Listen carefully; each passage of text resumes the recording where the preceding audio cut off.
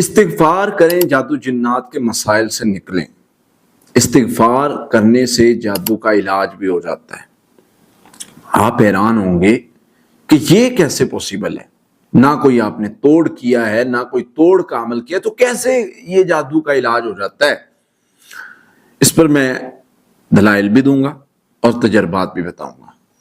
ہمارے پاس بہت سارے ایسے لوگ آتے ہیں جو کہتے ہیں کہ استغفار آپ نے صرف، ہمیں کچھ نہیں پڑھنا آتا، ہم کہتے ہیں استغفار پڑھو گے تو استغفار اکیلا نہیں تو ہاں استغفار، صرف استغفار، استغفر اللہ، وہ آگے آپ کی مرضی ہوتی کون سا استغفار پڑھنا ہے، لیکن صرف کچھ بھی نہیں آتا تو استغفر اللہ تو ایٹ لیسٹ ہو۔ اب اس میں حکمت کیا ہے؟ جادو کے علاج میں یہ کیسے ہیلپ فل ہوتا ہے؟ دیکھیں، اللہ تعالیٰ قرآن میں فرماتے ہیں استغفار کرو، استغفروا ربکم انہ کان غفارا یرسل السماء علیکم مدرارا ویمددکم باموال وبنین ویجعل لکم جنات ویجعل لکم انہارا۔ اتنی نعمتوں کا اللہ ذکر کر رہے ہیں۔ دوسری طرف نبی صلی اللہ علیہ وسلم فرما رہے من لزم الاستغفار جعل اللہ له من كل ضیق مخرجا ومن كل هم فرجا ورزقه من حیث لا یحتسب۔ اور بہت سارے احادیث ہیں، ان سے پتہ چلتا ہے کہ استغفار جو ہے وہ بہت کوئی قیمتی عمل ہے۔ اب جو بندہ استغفار کرتا ہے اس کے لیے اللہ کے وعدے ہیں، میں نے اس کو نکالنا ہے۔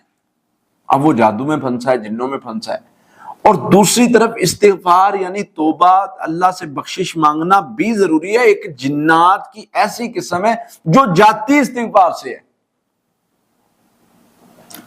اللہ فرماتے ہیں وَمَن يَعْشُ عَن ذِكْرِ الرَّحْمَنِ نُقَيِّضْ لَهُ شَيْطَانٌ فَهُوَ لَهُ قَرِينٌ۔ جنہوں نے ہمارے ذکر سے منہ موڑا، ہم شیطان کو مسلط کر دیتے ہیں، پکڑ لیا انہوں۔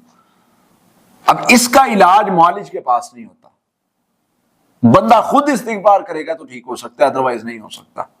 اللہ کے ذکر سے منہ موڑتے ہو، پکڑ لیا، اب چھڑواؤ اس سے۔ جو پہلے عیسائیوں یہودیوں سے علاج کروانے چل پڑتے ہیں نا، غیر اللہ کے نام پر سجدے کرتے ہیں علاج کے لیے، اللہ کہتے ہیں یہ شیطان نے پکڑ لیا، چھڑوا لو، کسی میں ہمت ہے تو استغفار سے وہ ٹھیک ہوتا ہے۔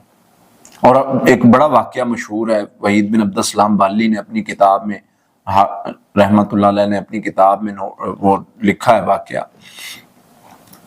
انہوں نے وہ جادو سحر محبت جو انہوں نے بیان کیا نا، اس میں محبت کے جادو کے آگے تجربات میں یہ بات لکھی کہ میرے پاس ایک لمبا واقعہ ہے، شیخ عادل بن طاہر المقبل سے وہ نقل کرتے ہیں کہ ان کا، وہ سعودیہ کی ایک کمیٹی کے ممبر تھے جن کا یعنی کام تھا کہ جادوگروں کو پکڑنا، ان کو سزا دلوانا، اور ان کے سامنے بہت سارے واقعات ہوتے تھے۔ ایک واقعہ ایسا تھا جس میں ایک بچے پر جادو ہو گیا، سحر محبت ہو گیا، اور بہت پریشان تھے، بہت سارے مسائل تھے اس بچے کے ساتھ، وہ بچہ بالکل مینٹلی ڈسٹرب ہو گیا تھا۔ وہ شیخ صاحب فرماتے ہیں کہ میں نے ان کو کہا کہ ساری فیملی استغفار کرنی شروع کر دو اور تہجد پڑھنی شروع کر دو، اور 4 دن نہیں گزرے تھے، 4 دن، چوتھے دن تہجد کے وقت ان کو پتہ چل گیا تھا کہ جادو کہاں دفن ہے اور کس نے کیا اور کیا معاملات ہیں۔ انہوں نے نکالا، 5ویں دن اللہ کی رحمت اور اس کے فضل سے ان کا بیٹا ٹھیک ہو گیا تھا۔ اس طرح کے بہت سارے واقعات ہیں۔